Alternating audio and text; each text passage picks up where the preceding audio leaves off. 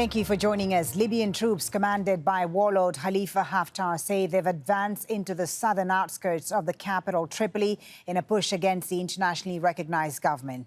The UN and world powers are demanding they halt their offensive.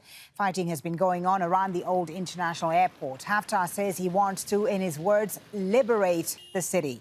But the government in Tripoli has the UN support, and soldiers loyal to it say they've captured at least 145 of Haftar's men.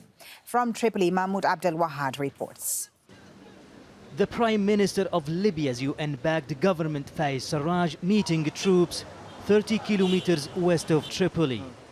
Hours earlier, fighters loyal to the warlord Khalifa Haftar attempted to enter Tripoli, but eventually surrounded. Dozens of their vehicles were seized.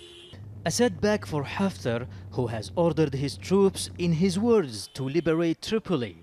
It's raising fears of a major confrontation with the UN-recognized government.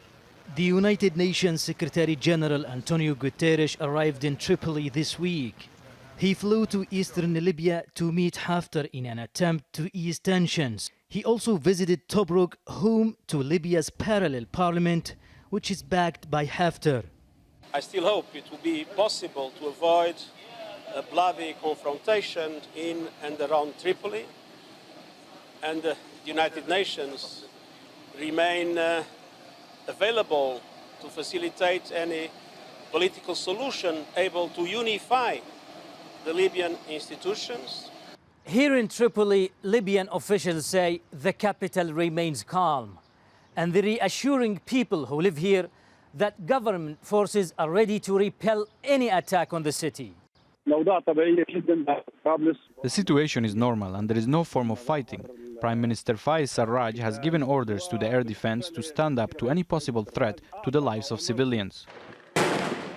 Libya has been in turmoil since the NATO-backed removal of its long-time ruler Muammar al-Gaddafi in 2011. And since 2014, it has had two competing governments. Haftar dominates the east of Libya, leading a loose alliance of armed factions. But he's repeatedly expressed his intention to march on Tripoli.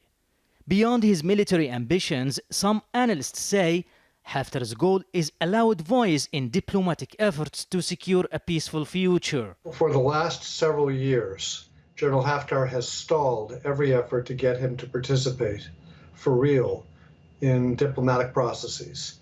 He made commitments in Paris last year, which fell flat, which he fell away from as soon as he left Paris. With Haftar's move towards Tripoli, a negotiated settlement to this crisis looks more difficult. But the UN and other world leaders will apply more pressure to try to pull Libya back from the brink.